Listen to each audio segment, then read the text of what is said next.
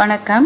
ஷோபனா தினேஷ் சேனலுக்கு உங்களை அன்புடன் வரவேற்கிறேன். நான் உங்கள் ஷோபனா தினேஷ். இன்றைக்கி நம்ம பார்க்க போகிறது என்னதுன்னா எறா கிரேவி, எறா தொக்குன்னு சொல்லுவோம்ல, அதுதான்.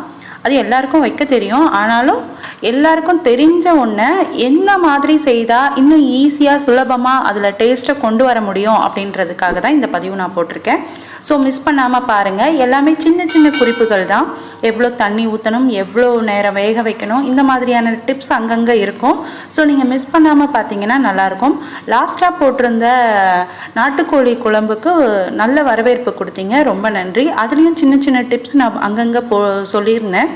அந்த சிக்கன் வேகிறதுக்கு எவ்வளோ தண்ணி ஊற்றணும், அது நிறைய ஊற்றிட்டா என்ன ப்ராப்ளம் வரும் அப்படின்றதையும் நான் சொல்லியிருந்தேன். ஸோ உங்களுக்கு ரொம்ப உபயோகமாக இருந்திருக்கும்னு நான் நம்புகிறேன். அதனால் இதையும் மிஸ் பண்ணாமல் பாருங்கள். நான் அங்கங்கே சின்ன சின்ன டிப்ஸ் கொடுத்துருப்பேன். அதே மாதிரி நாட்டுக்கோழி குழம்பு பார்க்காதவங்களுக்கு கீழே டிஸ்கிரிப்ஷனில் கொடுக்குறேன், நீங்கள் அதையும் போய் செக் பண்ணிக்கோங்க. இந்த வீடியோட லெஃப்ட் சைடில் நான் இன்ஸ்டாகிராம் ஐடியும் கொடுத்துருக்கேன். முடிஞ்சவங்க அதில் என்னை ஃபாலோ பண்ணிக்கோங்க.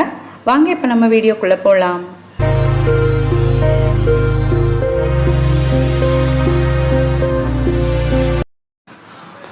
அரை கிலோ இறால் வாங்கிட்டு வந்திருக்கோம். இறாலை வந்து க்ளீன் பண்ணி ரெடி பண்ணி வச்சுருக்கோம். நாங்கள் க்ளீன் பண்ணுறது எப்படின்னா, என்னோடய ஹஸ்பண்ட்க்கு அதோட தலையில் இருக்க அந்த கொடுக்கு மாதிரி இருக்கிறது ரொம்ப பிடிக்கும்.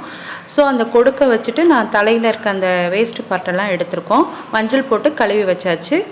இப்போ அதுக்கு அடுத்து வந்து இதுக்கு தேவையான பொருட்கள் பார்த்துடலாம். 6 வெங்காயம் பொடியாக நறுக்கி வச்சுருக்கு, 2 தக்காளி நறுக்கி வச்சுருக்கு, பச்சை மிளகா 2, கொத்தமல்லி கொஞ்சம், இதெல்லாம் நறுக்கி வச்சு எடுத்துக்கலாம். அதுக்கடுத்து முக்கியமானது இதுதான் அரைக்கிறதுல. இஞ்சி பூண்டு, காஞ்ச மிளகா 1, பச்சை மிளகா 1, கருவேப்பிலை கொஞ்சம், மிளகு 2 மிளகு வச்சு, 2னா 2 இல்லை, கொஞ்சம் அரை ஸ்பூன் மிளகு, இதையெல்லாம் சேர்த்து அரைச்சது. இதை மட்டும் மிஸ் பண்ணிடாதீங்க. நான் என்ன சொன்னனோ அதே மாதிரி போடுங்க, அதில் தான் டேஸ்ட் ஜாஸ்தி இருக்குது. இப்போ நம்ம அடுப்பை பற்ற வச்சு அதில் ஒரு பேன் வச்சாச்சு, கடாயை வச்சாச்சு. அதில் 2 டேபிள் ஸ்பூன் ஆயில் சேர்த்தாச்சு, கடுகு சேர்த்தாச்சு, சீரகம் அரை ஸ்பூன் சேர்த்துருக்கோம். இப்போ பச்சை மிளகா அரைச்சதுனால இதில் உங்களுக்கு தேவையான அளவு சேர்த்துக்கோங்க. நான் 2 பச்சை மிளகா போட்டிருக்கேன். உங்களுக்கு காரம் அதிகம் இருக்கும் வேணும் அப்படின்னு சொன்னால் 2 போட்டுக்கோங்க. வேண்டாம், எவ்வளோ வேண்டாம், பிள்ளைங்களாம் சாப்பிடுவாங்கன்னா நீங்கள் கொஞ்சம் கம்மி பண்ணிக்கோங்க. அதுக்கடுத்து நான் வெங்காயம் சேர்க்க மாட்டேன். அதில் ஃபஸ்ட்டு எண்ணெயில் வந்து இஞ்சி பூண்டு பேஸ்ட் இருக்குது இல்லையா, அரைச்சி வச்சது, அதை தான் நான் சேர்த்துருக்கேன். என்னோடய ஹஸ்பண்ட் தான் செஞ்சுட்ருக்காரு. ரொம்ப டேஸ்ட்டாக வந்தது. இதே மாதிரி ஃபாலோ பண்ணுங்கள். இஞ்சி பூண்டு பச்சை வாசனை போகிற அளவுக்கு நல்லா வதக்கிடலாம். கூட கருவேப்பிலை சேர்த்துக்கலாம். ஃப்ரெஷ்ஷான கருவேப்பிலை ரொம்ப நல்ல வாசனையை கொடுக்கும். ஏற்கனவே கொஞ்சம் கருவேப்பிலையை அரைச்சிருக்கோம். இப்போ அது நல்லா பச்சை வாசனை போனதுக்கப்புறம் வெங்காயத்தை சேர்த்து நல்லா வதக்குவோம்.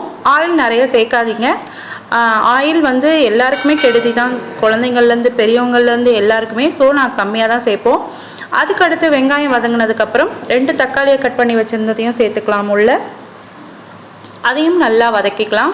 இதெல்லாம் வதக்கும் போதே நல்ல ஒரு ஃப்ளேவர் வரும். இப்போ இதில் 1 ஸ்பூன் காஷ்மீரி சில்லி சேர்த்துக்கிறேன் நான். இது காரம் கம்மியாக இருக்கும், அதனால் சேர்த்துருக்கேன்.